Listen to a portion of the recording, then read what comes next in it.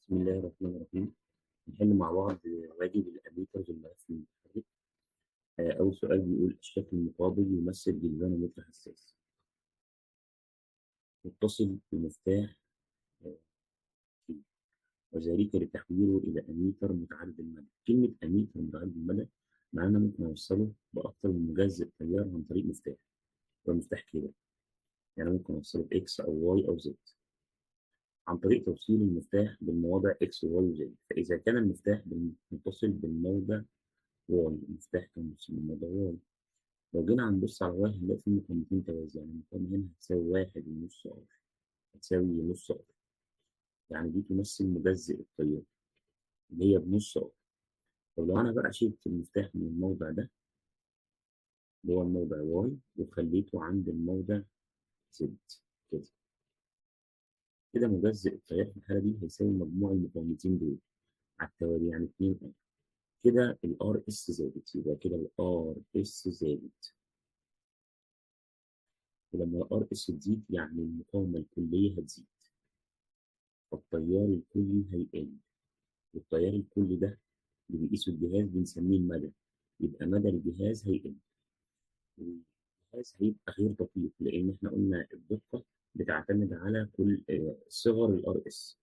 كل ما مقاومة الار اس هتصغر مقاومة الأميتر هتصغر، وبالتالي إذا أضيف لمقاومة الدايرة لا يؤثر في شبه التيار إلا بدرجة صغيرة، فكده الدقة قلت. ولازم نعرف إن الار اس عكسي مع المدى وعكسي مع الدقة. المدى اللي هو شيل التيار اللي بيقيسها الجهاز، كل ما الار اس تزيد معناه الجهاز ده بيقيس تيارات اقل والدقة بتاعته هتقل. يبقى الإجابة الصح هي رقم د.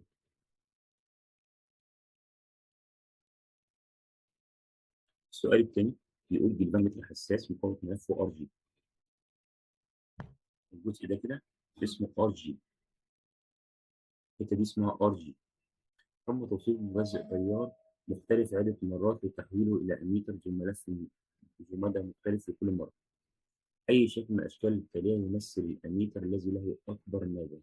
كلمة أكبر مدى يعني أقل تيار، أقل مقاومة. أكبر مدى يعني أقل مقاومة، أقل ار اس. هنا هنلاقي إن الار اس بتساوي 5 على 2.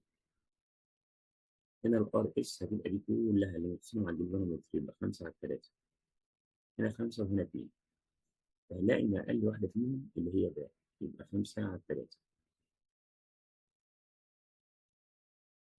السؤال اللي بعده رقم 3 بيقول لي جلفانومتر حساس اتصل بمجزء اكس قيمته 2 10 أوم، مجزء واي قيمته 2 100 أوم مع نفس الجلفانومتر في كل مرة.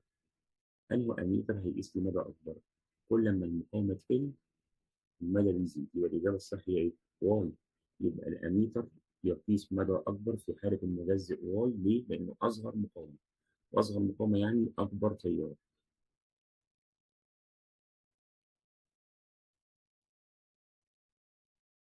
4 أمامك أميتر متعدد المدى، يعني ممكن توصيله بعدة مجزئات للتيار كمان بالرسم. أي من المجزئات عن توصيله مع ملف الجيجامتر تجعله قادرا على قياس أكبر تيار. طبعا زي ما احنا لسه قايلين أكبر تيار يعني أقل مقاومة. مين أقل مقاومة في دول؟ اللي هي 1.1 يبقى الإجابة الصح ار اس 2.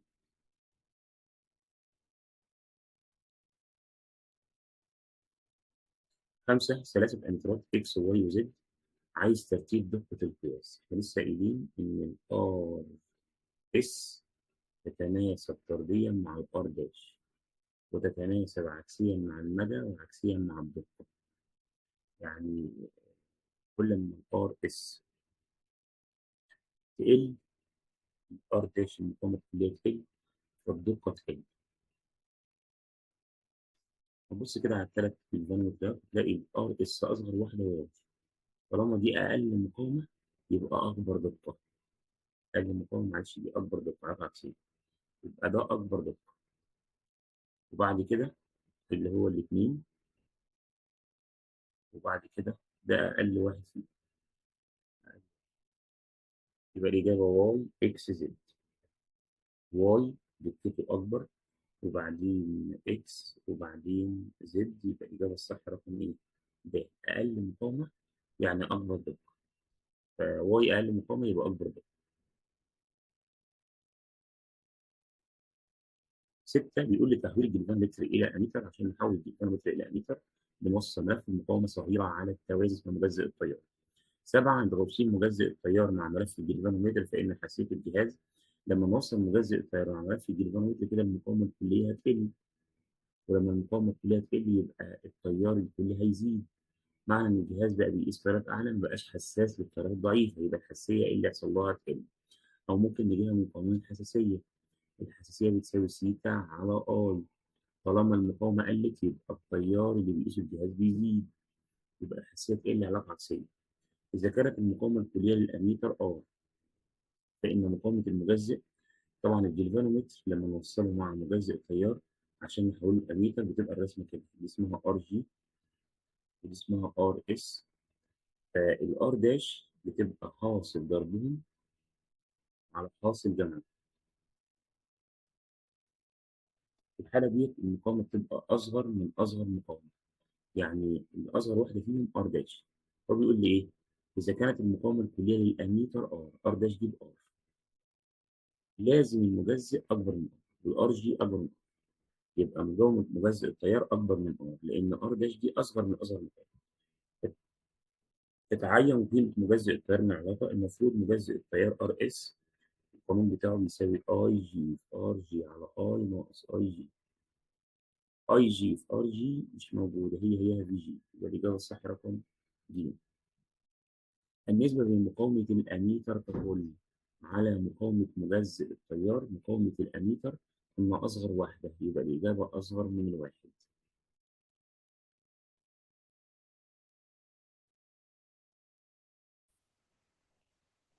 سؤال 11 بيقول كلما قلت قيمة مجزء التيار المتصل بالجلفانومتر فإن حساسية الجهاز لسه قايلين إن الحساسية تتناسب طردي مع المجزء وعكسي مع التيار، لأن الحساسية بتساوي سيتا على ار. فأنا كل ما الار اس تزيد كل ما مقاومة المجزء تزيد الحساسية تزيد، لأن التيار بيقل. يبقى الإجابة كلما زادت قيمة مجزء التيار فإن حساسية الجهاز تزداد. جلفانومتر السؤال اللي بعده جلفانومتر مقاومة ملف ار يبقى دي ار جي بتساوي ار. عايز مقاومة المجزء عايز ار اس الذي ينقص حساسية الجهاز إلى 5 طن. لما يقول لي الحساسية قلت للخمس معناها إن الآي بقت بتقيس قد الآي جي 5 مرات، أو ممكن نقول على طول إن الآي جي على آي بتساوي خمس. طب السؤال ده ممكن نحله إزاي؟ في الحالة دي لما يقول الحساسية قلت للخمس على طول ممكن نكتب إن الآر إس بتساوي آر جي على 4، يعني الآر إس هتساوي آر على 4، يبقى الإجابة الصح آر على 4. طب لو عايز تحلها بالخطوات كان في قانون بقى اللي بيقول ان ايه اي جي على اي بتساوي ار اس على ار اس زائد ار جي. طب ما هي اي جي على اي بخمس هتساوي ار اس على ار اس زائد ار. هنعمل مقصات كده يبقى 5 في ار اس بتساوي ار اس زائد ار. هنودي دي الناحية التانية بعكس الإشارة يبقى 4 ار اس بتساوي ار. طب انا عايز ار اس يبقى اقسم هنا على 4 وهنا على 4، يبقى الار اس بتساوي ار على 4. السؤال 13 بيقول لي جلفانومتر مقاومة ملفه ار، يبقى دي كده ار جي بار، واقصى تيار بيقيسه اي جي حتى يصبح لقياس تيار كهربي يعني اي يزيد بمقدار 10 امثال على تيار اصلي. الجمله دي مهمه جدا. وقال لي يصبح صالحا لقياس تيار 10 امثال ولا يزيد بمقدار 10 امثال. يزيد بمقدار 10 امثال دي معناها ايه؟ ان كان التيار الاصلي بيقيسه الجهاز اسمه اي جي، واحنا التيار هيزيد عليه بمقدار 10 اي جي، يبقى اي جي زائد 10 اي جي يطلع 11 اي جي. في الحاله دي هو عايز ار اس، يبقى كلمه بالمقدار دي بنزود على التيار الاصلي 10، لكن لو قال لي زاد الى 10 نكتب 10. الار اس هتساوي اي جي في ار جي على اي ناقص اي جي. طب الاي جي نكتبها زي ما هي، الار جي زي ما هي، الاي 11 اي جي ناقص اي جي، يبقى فوق هيدينا اي جي في ار جي على 10 اي جي. الاي جي هتروح مع الاي جي، ار جي على 10 اللي هي الار جي قلب على ار، يبقى الاجابه ار على 10 هي 1 من 10 ار، ولازم المقاومه تتصل على التوازي. يبقى الاجابه الصح دي 1 من 10 ار ومتصل على التوازي. السؤال 14 في الاميتر النسبه بين التيار المار في الجلفانومتر الى التيار المار في المجزء. نبص على الرسمه كده تحت. المقاومه المجزء بتبقى دي مقاومه صغيره، يبقى تيار المجزء اكبر. مقاومة الجلفانومتر أكبر، يبقى تيار الجلفانومتر أصغر حتى لا يختلط. ويقول النسبة بين تيار الجلفانومتر اللي هو أصغر إلى تيار المجزء أكبر، يبقى الإجابة أقل من واحد. الشكل المقابل يوضح أميتر والملف المتحرك. أي العلاقات الآتية تستخدم لتعيين قيمة مجزء التيار، أو بيقول لي العلاقات الآتية تستخدم لتعيين قيمة مجزء التيار معا. طيب أنا عندي قيمة مجزء التيار، القانون اللي إحنا حافظينه يعني ار اس بتساوي إيه؟ اي جي في ار جي على اي ناقص اي جي. طيب احنا قلنا قانون ينفع نقول برضو في قانون تاني خدناه اللي هو بتاع الحساسية اي جي على اي بتساوي ار اس على ار اس زائد ار جي.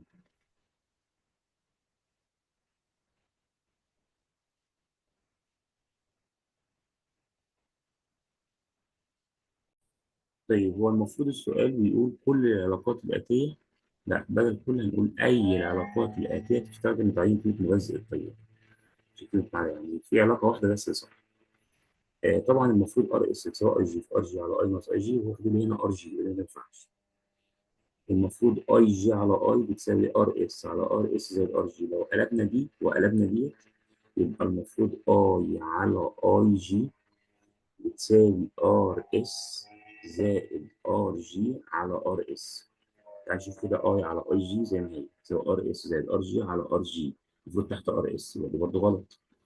طيب رقم ج ار على ار اس، ار دي يعني المقاومه الكليه، لما نيجي نقسم ار على ار اس، ار دي يعني ار داش، يبقى هتساوي حاصل ضربهم اللي هي ار اس في ار جي على ار اس زائد ار جي كل ده على ار اس اللي احنا ممكن اشيلها تبقى في واحد على ار اس، بدل على في مش هقلب بعدين، فدي هتروح مع دي. يبقى المفروض ار جي على ار اس زائد ار جي، وهو عامل هنا العكس يبقى دي غلط. دي الاجابه الصح بقى. المفروض ان الفي جي بتساوي اي جي في ار جي، او ينفع نقول اي اس في ار اس برضه. ليه؟ لأن فرق الجهد في الجلفانومتر ثابت، في الأميتر قصدي ثابت، فرق الجهد اللي فوق زي فرق الجهد اللي تحت. ار اس زي ما هي، طب ما أنا ممكن أشيل اي اس وأحط بدالها اي ناقص اي جي، ينفع صح؟ يبقى الإجابة دي هي اللي صح. ممكن بدل اي اس أقول إن هي بتساوي اي ناقص اي جي، يبقى الإجابة الصح هي ده. بلاش بقى كلمة معادلة دي، هو كل علاقات غلط ما عدا واحدة اللي هي صح يعني. يعني احنا عايزين نختار الإجابة الصح. 16 بيقول لي النسبة لمقاومة مجزء التيار هي مقاومة الأميتر. احنا قلنا أصغر واحدة الأميتر يمجزئ التيار أكبر من مقاومة الأميتر، يبقى الإجابة أكبر منها. يعني توصيل مجزئ التيار مع ملف الجلفانومتر فإن حساسية الجهاز الحساسية بتساوي سيتا على أي. لما أوصل مجزئ التيار مع الجلفانومتر يبقى كده في مقاومتين توازي، كده المقاومة قلت فالتيار زاد فالحساسية تقل، يبقى الإجابة تقل. إذا نقصت قيمة مجزئ التيار فإن مقاومة الجهاز ديت المفروض بتساوي حاصل ضربهم حاصل جمعهم، وهما توازي، فالمقاومة دي بتكون أصغر من أصغر مقاومة. طب ما هي مجزء التيار قلت يبقى ار داش لازم تقل، يبقى الإجابة تقل.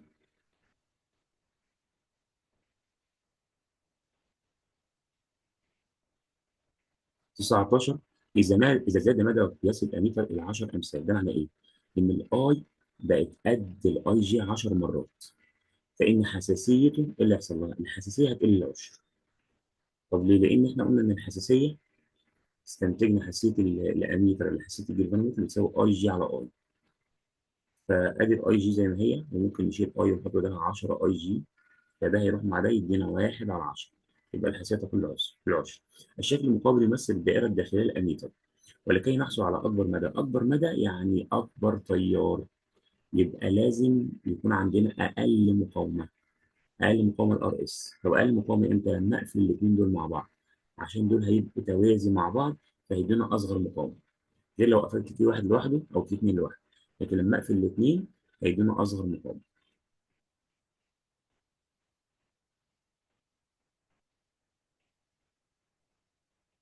س 21 بيقول لي جلفانومتر حساس مقاومه ملفه 50 اوم، تم توصيله بمجزئات تيار مختلفه لتحويله الى اميتر ذو مدى مختلف في كل مره. اي شكل من الاشكال التاليه يدينا اكبر مدى. لسه قايلين اكبر مدى.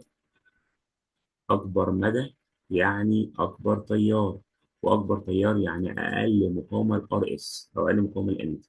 يبقى الاجابه الصح رقم د.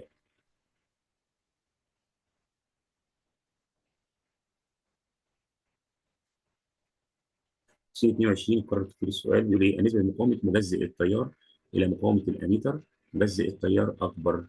يبقى الاجابه اكبر منه. كلما نقص قيمه مجزئ التيار فان حساسيه الجهاز تفقد العلاقه الطرديه.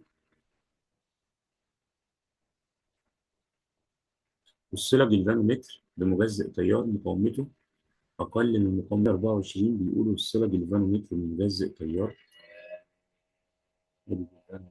وصلنا بمجزئ تيار مقاومته اقل من مقاومه الجلفانومتر، تم استبدال المجزئ بآخر مقاومته أكبر من مقاومة الجلفانومتر. يعني الثلاثي أكبر من الار جي. فإيه اللي هيحصل؟ طبعا التيار هيجي هنا معظمه هيخش في الار جي، وجزء صغير هيمر هنا. طيب كده يمر بالجلفانومتر تيار أكبر طبعا. المدى بقى، إحنا عندنا المقاومة الكلية بتبقى آه، تعتمد على أصغر مقاومة. كده إحنا زودنا مجزء التيار، يبقى المقاومة الكلية زادت. المقاومة الكلية لما تزيد يبقى المدى هيقل، اللي هو التيار هيقل، يبقى المدى هيقل. طب الحساسية، المفروض الحساسية تتناسب طرديا مع مجزء التيار. معنى إن هو تياره قل بقى حساس للتيارات الضعيفة، يعني الحساسية زادت، المفروض دي هتزيد. يبقى دي هتزيد وتبقى جميع الإجابات صحيحة لو دي تزيد. الحساسية عكس تمام مع الآي. الآي قل يبقى الحساسية هتزيد. كلما سي 25 كلما قلت قيمة مجزء التيار في الأميتر، كل ما قيمة مجزء التيار تقل. لسه قايلين إن المجزء زي الحساسية بقى، تقل حساسية الجهاز. صح. هل يزداد عدد؟ المفروض هنا إن لما مجزء التيار يقل الحساسية تقل والدقة تزيد، يعني يكون دول صح بس. يبقى ممكن نختار دي. أما ما ينفعش يزيد العزم، لأن لما المجزء يقل يبقى هيمر في معظم التيار، وهيمر في الجلفانومتر تيار صغير. العزم ده اللي بيأثر على الجلفانومتر، فالجلفانومتر كده هيتأثر بعزم إصدار صغير، يبقى المفروض يقل عزم الإصدار، وقصاده بيقل العزم في الملفين الزمركين لأنهم زي عزم الإصدار. يبقى الإجابة الصح عشان يبقى جميع ما سبق يبقى لازم دي يقل يقل. يبقى بالإجابات ديت هتقل حساسية الجهاز وتزيد دقة الجهاز. السؤال اللي بعده، مجزء التيار الذي يوصل مع ملف الجلفانومتر لتحويله إلى أميتر يعمل على مجزء التيار بيحمي ملف الجلفانومتر من التلف، وبيزود مدى الجهاز، يعني بيخليه يقيس تيار أعلى، يعني ينقص الحساسية. يبقى زيادة الحساسية غلط، زيادة الحساسية غلط، نقص الحساسية. طيب الإجابة الأصح هتبقى نقص الحساسية وزيادة أقصى تيار. يبقى دي أدق إجابة عشان هو جايب حاجتين مع بعض.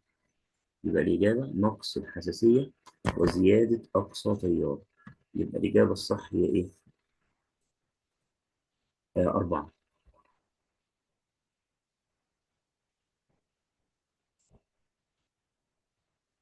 السؤال 27. 27 بيقول عند توصيل مجزء التيار مع ملف الجلفانومتر فإن مقاومة الجهاز ككل تقل، لأن بقوا دول توازي، في التوازي المقاومة الكلية تبقى أصغر من أصغر مقاومة.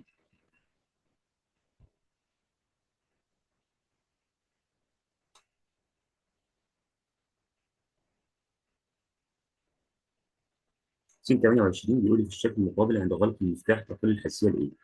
الحساسيه لما يكون في جلفانومتر متصل مع اميتر، مع قصدي مجزء تيار، يبقى الحساسيه بتساوي اي جي على اي، وبتساوي ار اس على ار اس زائد ار جي.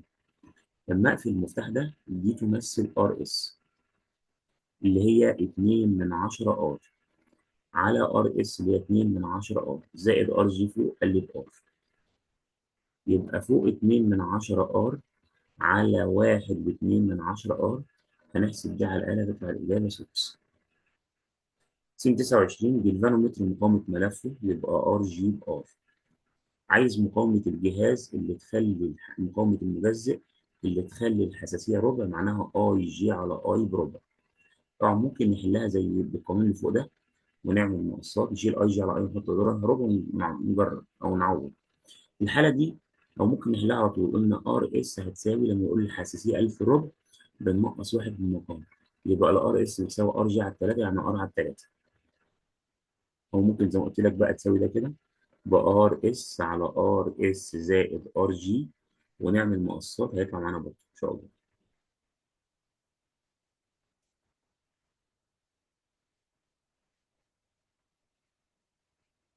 جلفانومتر مقاومة ملف ار يبقى دي ار جي، والصلة ومجذر ار اس وار على الاثنين. عايز الحساسية، الحساسية بتساوي ار اس على ار اس زائد ار جي. طب ما هي الار اس بار على الاثنين في ار اس بار على الاثنين، معلش، على ار اس اللي هي ار على الاثنين زائد ار. يبقى كأني فوق شايفة اللي فوق ده نص، نص على نص زائد واحد، يطلع فوق نص وتحت واحد ونص. تطلع الإجابة ار على التلاتة.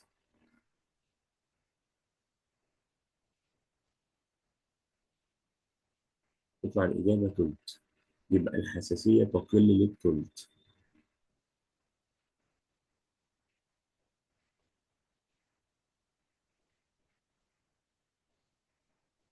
في الشكل المقابل عند غلق المفتاح T تقل الحساسية للربع. الحساسية تقل للربع. يقول لي في الشكل المقابل عند غلق المفتاح T تقل حساسية الجهاز للربع، فإنه عند غلق المفتاح كي 2، ده لما كان كي 1 بس هو المقفول. لو قفلنا كي 2 فقط الحساسية تبقى كام؟ طبعا بنحلها مرتين. لو احنا بنتكلم عن كي 1 فقط يبقى الار اس بار. في الحالة دي نقول ايه؟ إن الحساسية اللي هي ربع بتساوي ار اس على ار اس زائد ار جي. هنحاول نجيب ار جي الأول، نعمل مقص، يبقى 4 ار اس بتساوي ار اس زائد ار جي.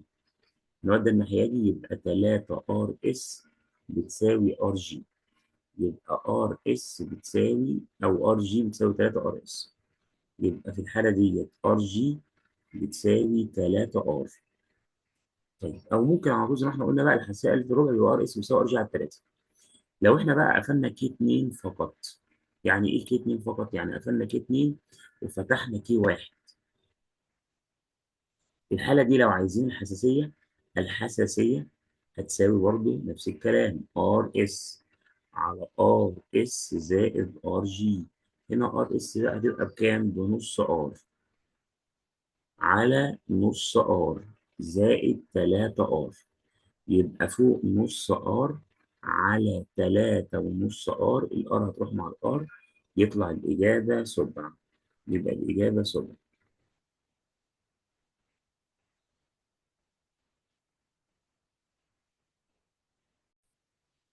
س 32 الشكل مبين، عايز النسبة بين حساسية الجلفانومتر عند غلق كي 1 فقط وعند غلق كي 1 و2. نسبة بينهم. طبعا عند غلق كي 1 هنلاقي إن الار اس يمثلها الاتنين أكتر.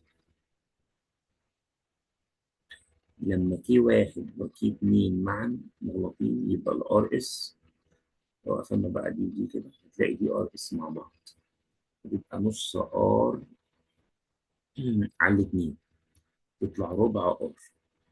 واحنا قلنا الحساسية زي مجزء التيار، هنا مجزء التيار كبير يبقى الحساسية أكبر، هنا مجزء التيار أقل يبقى الحساسية أقل.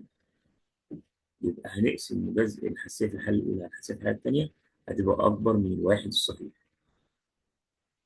السؤال اللي بعده بيقول لي جلفانومتر في ملف متحرك ينحرف إلى نهاية تدريبه. آدي جلفانومتر أهو، نهاية تدريبه اسمها أي، أقصى حاجة اسمها أي، واشترك معها مقاومة على التوازي 12 أوم، فانحرف المؤشر إلى ربع التدريج، يعني المؤشر انحرف إلى ربع الآي، يبقى اللي بيمر هنا مش الآي كلها، ربعها. و... وعند إمرار نفس شيء التيار في الدائرة، يعني التيار الداخل ده آي، جاز هنا ربع آي، يبقى أكيد تحت تلات أرباع آي. عايز هو إيه؟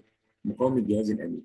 ممكن نجيب أول حاجة الار جي عن طريق إن فرق الجهد ثابت، يبقى هنقول اي جي في ار جي بتساوي اي اس في ار اس. اي جي بربع اي، ار جي مش معانا، اي اس بتلات ارباع اي، ار اس ب 12. طبعا الاي هتروح مع الاي، والاربعه ممكن تروح مع الاربعه، يبقى الار جي هتساوي 3 في 12 ب 36. كده جبنا الار جي. طيب احنا عايزين مقاومه الاميتر، يبقى هتساوي ار جي في ار اس على ار جي زائد ار اس، يعني 12 في 36 على 12 زائد 36، تطلع الإجابة 9. يبقى الصح 9. السؤال اللي بعده بيقول لي في السؤال عندنا اتصل بالفارامتر المجزء كنت 2 من 10 أوم، وآخر واي كنت 2 100 أوم. في أي حالتين يستطيع الأميتر قياس مدى أكبر؟ اللي يستطيع قياس مدى أكبر للتيار اللي مقاومته أقل يبقى الإجابة واي، يبقى في الحالة الثانية. السؤال اللي بعده الفانومتر قامت ملف 20 اوم، يبقى دي ار جي، والسلام على التوازي مجزء تيار من سلك طوله 20 سم، يبقى ده ال واحد، ومقاومته ار واحد، فكان اقصى تيار اي. فاذا سحب السلك، سحب دي مهمه جدا في النفس الاول حتى اصبح طوله ال 2، عايزين اقصى تيار. هنشتغل بقى حاجتين، ممكن نجيب اقصى تيار من القانون ده، اي جي على اي بتساوي ار اس على ار اس زائد ار جي. ده كده الحالة الأولى. نعوض بقى الأي جي زي ما هي، أقصى تيار قال إن هو أي، ار اس ب5 على 5 زائد 20، يبقى 5 على 25 تطلع 1 على 5، أعمل مقص، يبقى الأي بتساوي 5 أي جي.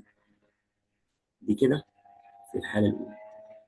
طيب سحبة دي معناها إيه؟ إحنا قلنا السحبة ديت ممكن نعوض بالقانون ده، ار واحد على ار 2 بتساوي ال واحد تربيع على ال 2 تربيع، لأن لما الطول يزيد المساحة بتقل، فممكن نشتغل بالقانون ده على طول، ال واحد ب 20 تربيع على 40 تربيع،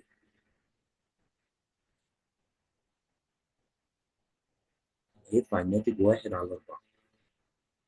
بعد كده ار واحد اصلا ب5، ار 2 مش معايا، هتساوي 1 على 4، اعمل مقص، يبقى ار 2 في الحاله دي ب 20 اوم.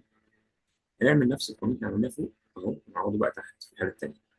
في الحاله رقم 2 اي جي هنعوض عنها زي ما هي اي جي، اي هنسميها اي 2، الار اس في الحاله الثانيه طلعت 20 على 20 زائد ار جي 20، يبقى يطلع الناتج نص، نعمل مقص، يبقى الاي 2 بتساوي 2 اي جي.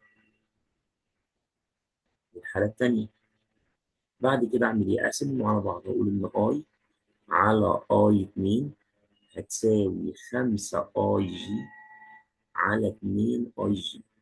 الاي جي هتروح مع الاي جي، اقدر اجيب اي 2 هتساوي 2 اي على 5، اللي هتطلع 4 من 10 اي، يبقى الاجابة الف. بيقول لي جدران متر مقاومه ملفه 45 اوم، ده دي ار جي، والسعر مع مجزء يبقى ده ار اس. عايز نسبه من اي جي على اي، احنا عارفين ان اي جي على اي ده قانون الحساسيه بتساوي ار اس على ار اس زائد ار جي.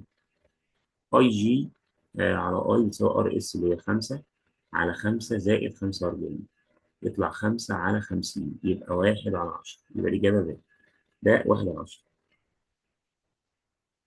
س 37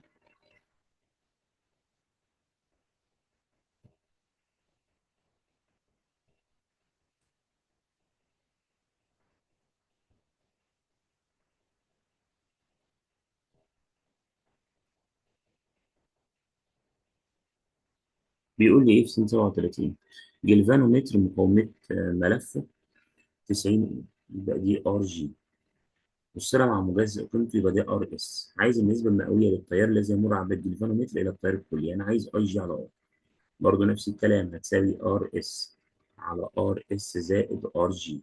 يلا نعوض تحت، يبقى اي جي على اي هتساوي ار اس اللي هي 10 على 10 زائد 90، تطلع فوق 10 على 100. لما يكون عايز النسبة المئوية أضرب في 100، ده هيروح مع ده، تطلع الإجابة 10%. يبقى الإجابة الصح 10%.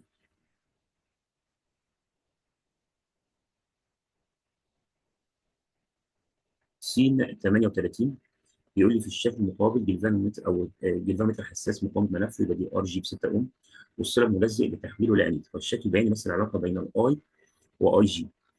عايزين قيمه الار اس. طبعا هنا بنجيب الميل، الميل بيساوي دلتا اي على دلتا اي جي.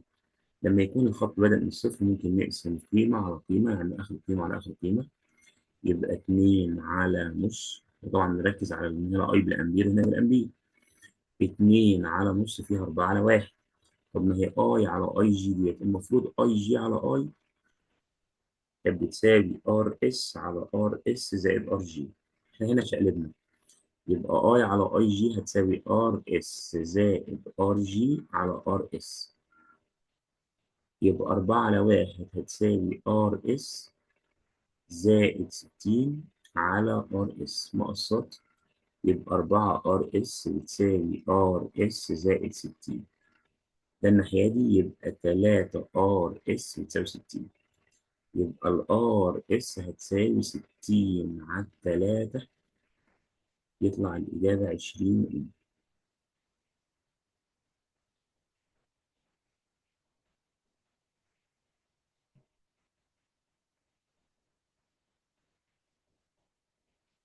معلش ال RS بستة بستة.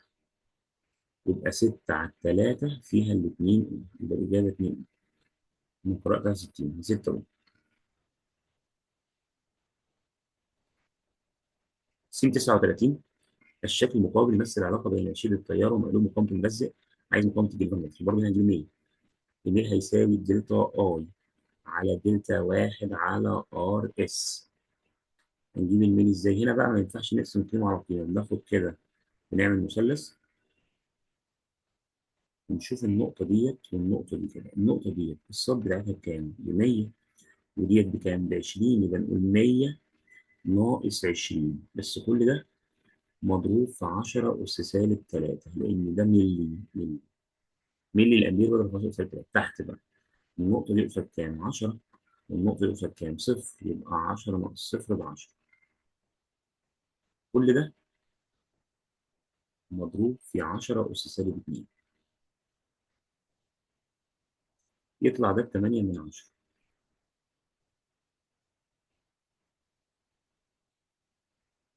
طيب اللي احنا جبناه ده عايزين نجيب منها مقاومة الجلفانومتر. لو تفتكر بقى القانون، كنا بنقول إن القانون بتاع الأي بتساوي أي جي زائد في جي على ار اس. قلنا إن واحد على ار اس دي هي السين، معامل السين هو الميل، واللي لوحده ده اسمه الجزء المقطوع من محور الصدف، يعني النقطة دي تمثل اي جي. يبقى اللي احنا جبناه ده الميل بيساوي في جي. طيب أنا عايز أجيب ار جي. ار جي المفروض بتساوي في جي على اي جي، إن هي في جي 8 من 10 واي جي اهي 20، بس في 10 اس سالب 3، يطلع الناتج 40 اي. وبعد ما نجيب الميل اللي هو في جي، بنقسم الفي جي على اي جي اللي هي اول جزء من محور الصادات، اللي هو الجزء المكون من محور الصادات، بس ما ننساش التحويل، يطلع 40. س 40 بيقول لي يمثل الشكل علاقه بين اقصى تيار يقيسه الاميتر ومقلوب مجزء التيار. عايز اقصى فرق جهد بين طرفين المجزء. اقصى فرق بين طرفين المجزء اللي هو في اس، اللي هو برضه بيساوي في جي، اللي هو الميل هنا لسه جايبينها فوق. يبقى الميل هيساوي دلتا اي على دلتا واحد على ار اس، هي نفس المسألة اللي فوق. هنجيب فرق السرعات اللي هي 100 ناقص 20 في 10 أس سالب 3 على 10 ناقص 0 في 10 أس سالب 2، يطلع الناتج 8 من 10. هي ديت الفي جي وهي الفي اس، يبقى الإجابة كام؟ 8 من 10.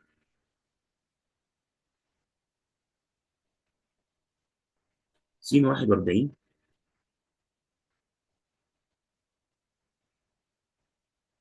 بيقول يعبر الشكلان عن علاقة بين شدة التيار المراد قياسه في جهازي أميتر مختلفين، ومقلوب مقاومة مجزء التيار في كل منهم.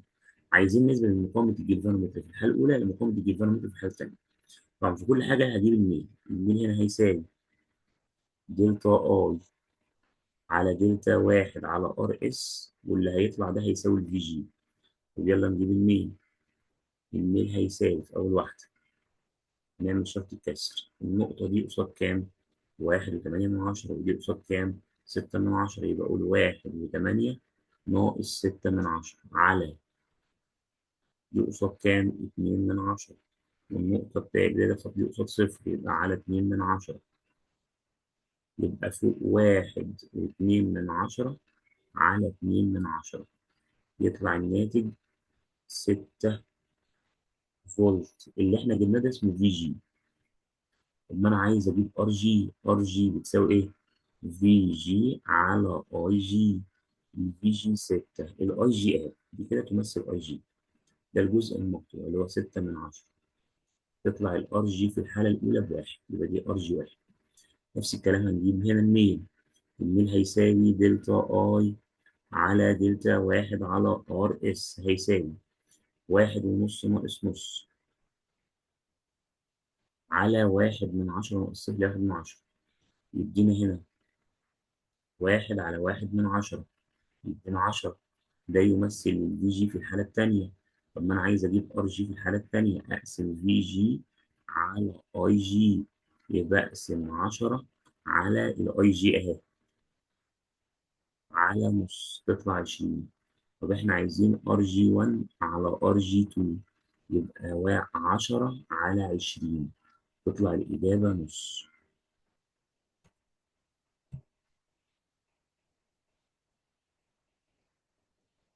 وعايز ار جي 1 على ار جي 2، معلش في غلطة. المفروض ديت احنا بس شقلب. المفروض دي ار جي واحد، اللي هي كده مكتوب عليها واحد، والتانية ار جي 2. يبقى المفروض نقسم ار جي 2 ار جي 1 اللي هي 20 ب20 على 10، تطلع الإجابة 2 على 1. يبقى الإجابة 2 على 1. بس بالدنيا.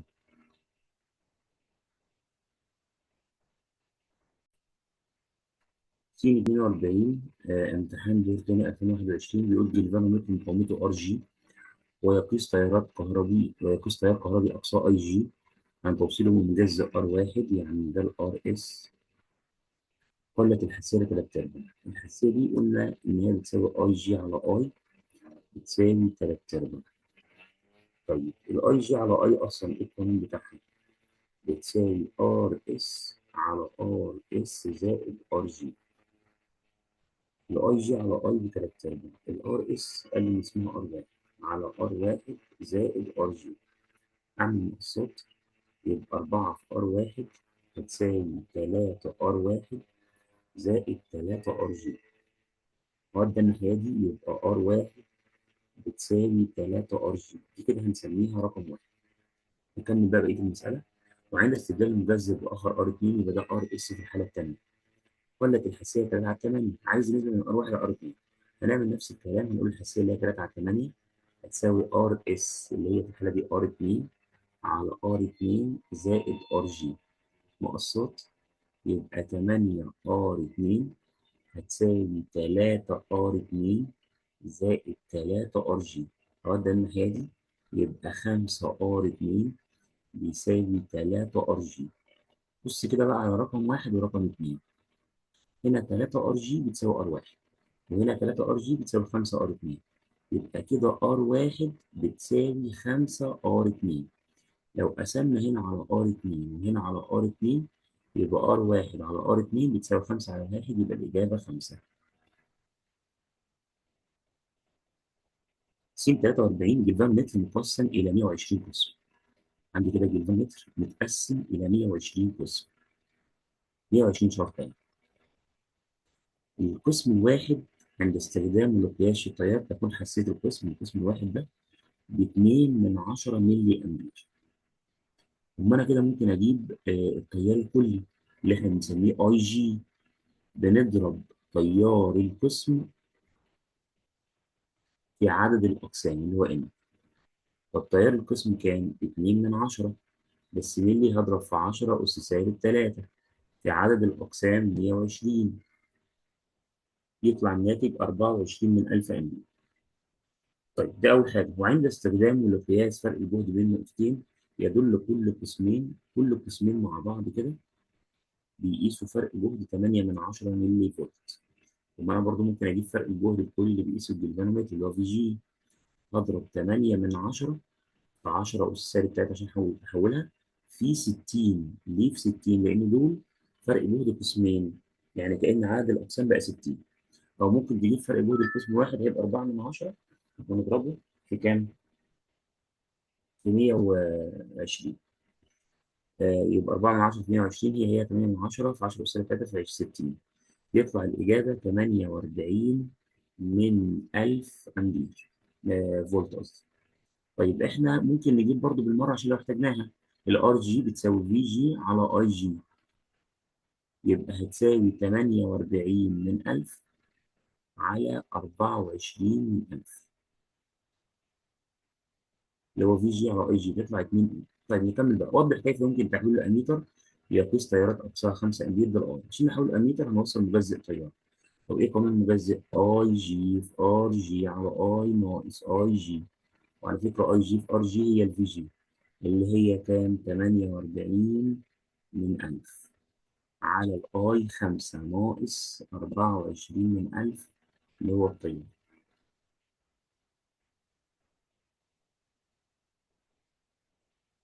يطلع الناتج 9.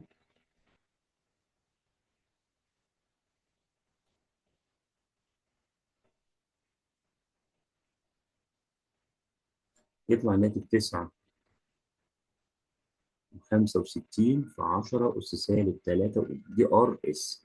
وعايز المقاومة الكلية للأميتر. المقاومة الكلية للأميتر هتساوي ار اس في ار جي على ار اس زائد ار جي. ار اس اللي هي 9 و65 في 10 أس سالب 3 في 2 على مجموعهم.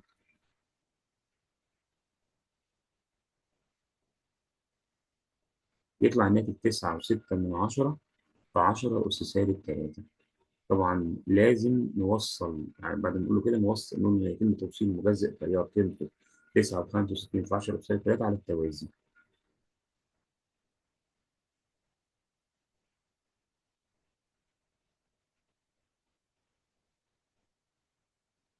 س 44 بيقول لجلفان متر مقاومته ار جي وأقصى تيار يقيسه اي جي. عند استخدام مجزء ار أصبح أكبر تيار يقيسه 4 اي جي. طيب دي برضه هنستفاد منها. وعند استخدام مجزء وآخر قيمة 3 ار يصبح أكبر تيار يمكن يقيسه كام؟ في الحالة دي هنحلها مرتين. ممكن بالقانون ده اي جي على اي، ينفع نقول القانون ده بتساوي ايه؟ ار اس على ار اس زائد ار جي. اسهل. الاي جي باي جي. في الحاله الاولى الاي ب 4 اي جي، الار اس بار على ار زائد ار جي. طبعا ده هيروح مع ده وعامل ناقص، يبقى 4 ار بتساوي ار زائد ار جي. نودي الناحيه دي يبقى 3 ار بتساوي ار جي. دي كده رقم واحد. في الحاله الثانيه برضه هنعوض بنفس القانون. اي جي على اي هتساوي ار اس بقى اقل من المجذر في الحاله الثانيه 3 ار على الار اس 3 ار زائد الار جي اللي هي 3 ار. يبقى فوق 3 ار على 6 ار يدينا نص. يبقى الاي جي على اي بتساوي نص. هعمل ناقص يبقى الاي بتساوي 2 اي جي. يبقى الاجابه الصح هتبقى 2 اي جي.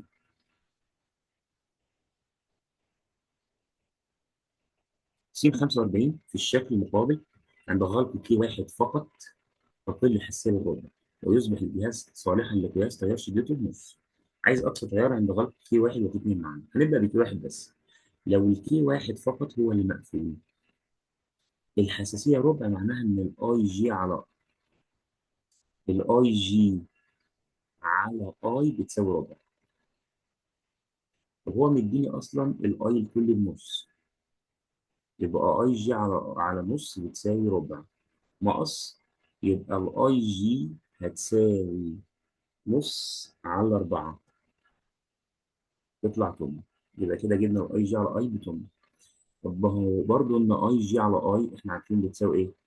ار اس على ار اس زائد على ار اس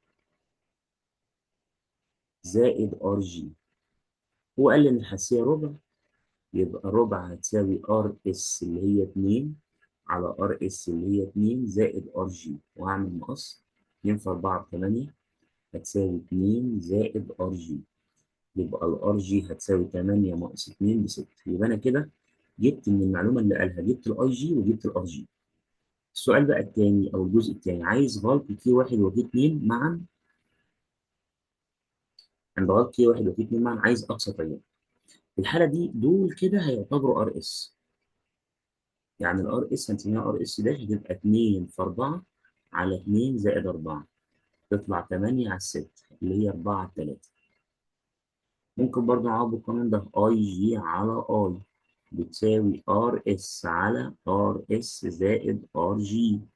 اي جي اصلا جبناها بتم، على اي هتساوي ار اس اللي هي 4 على 3 على 4 على 3 زائد ار جي اللي جبناها بستة على 3 اي هتساوي تمن في 4 على 3 زائد تمن في 6.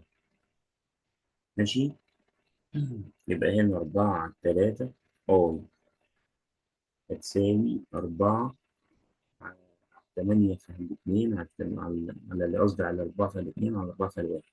يبقى يدينا 1 على 6 زائد هنا 6 على 8. ماشي. نجمع دول بقى، وبعدين نقسم الناتج اللي يطلع على 4 على 3. نقسم على 4 على 3 عشان نخلص من 4 على 3، يبقى الاي تطلع 69 أمبير.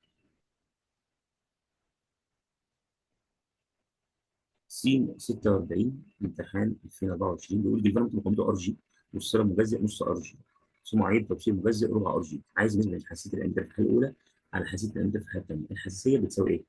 ار اس على ار اس زائد ار جي. الحالة الثانية برضو ار اس على ار اس زائد ار جي. نقعد بقى في خطوة واحدة وخلاص.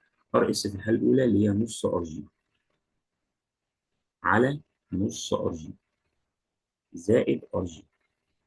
الحالة الثانية المجزئ ربع ار جي على ربع ار جي زائد ار جي. فوق هيدينا نص ار جي على نص زائد واحد وواحد ونص، فالار جي هتروح مع ار جي. تحت هيدينا ربع ار جي على واحد وربع ار جي، ده هيروح مع ده. نص على واحد ونص يدينا واحد على التلاتة. ربع على واحد وربع يدينا واحد على خمسة. لما المقام يطلع بسط يبقى يدينا خمسة على التلاتة. يبقى الإجابة الصح خمسة على التلاتة.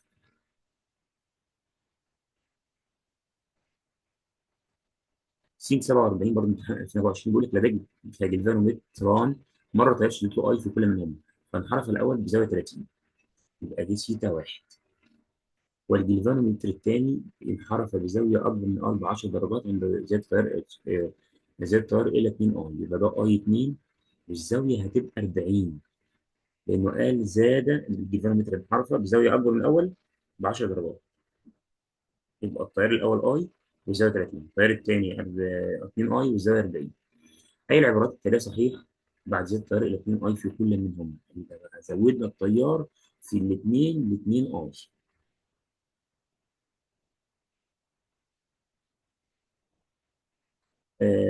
السؤال الأولاني طبعا هنجيب الحساسية. بتاعت الأول بتساوي سيتا واحد على أي واحد، يبقى 30 على أي، دي الحساسية بتاعت الأول. حساسية التاني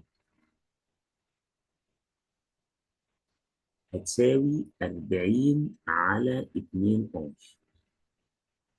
يعني هتساوي 20 على أي. تعال نشوف الإجابة. هل زاوية المحور الأول 20؟ لا طبعا. هل حساسية الأول 60 على أي؟ لا، 30 على أي. طب ما أنا لو زودت التيار يا أستاذ، لو زودت التيار الحساسية ثابتة، لأن لما التيار يزيد السيتا كمان بتزيد. هل حساسية التاني 40 على أي؟ لا طبعا. زاوية انحراف التاني 40 أو صح.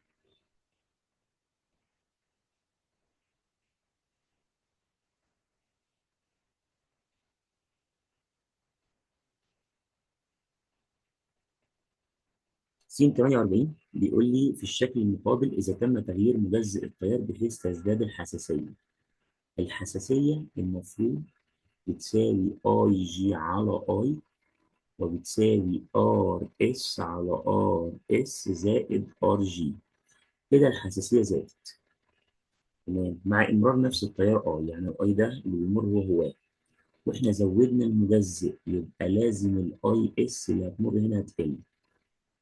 طالما الاي اس قلت يبقى الاي اللي في الجلفانومتر ده هيتزيد، والار جي دي ما جاش جنبها ثابته. كل المعلومات دي ناخد بالنا منها، ان الاي اس قلت، والار جي اي جي زادت، والار جي ثابته، والار اس زادت، والاي كل ثابت. الحساسيه زادت يبقى معناها ان الاي جي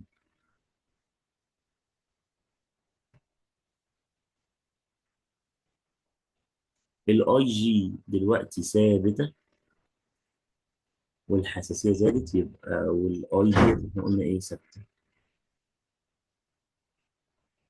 لا معلش، الاي جي زادت، الحساسيه زادت، الار اس زادت، الار اس زادت، دي ثابته. طيب بيقول اي نسب الاتيه تزداد. هل اي جي على اي اس هتزيد؟ تعال نشوف كده. الاي جي قلنا زادت، والاي اس قلت، يبقى المقدار ده هيزيد لان البسط زاد والمقام قل. هل في جي على في اس هتزيد؟ لا غلط، لانهم بيساووا بعض، فالاجابه دي بتساوي واحد الصحيح. الار جي ثابته، والار توتال لان الار اس زادت هتزيد. كل ما المقام يزيد يبقى الكسر ده كله هيقل، يبقى دي ما تنفعش. الار جي ثابته، والار اس زادت، يبقى المقدار ده كله هيقل، يبقى الاجابه الصح يعني س 49. بيقول يمثل الشكل مجزء التيار في اميتر تيار مستمر، اي من الاختيارات التاليه يمثل الترتيب الصحيح لحساسيه الجلفانومتر.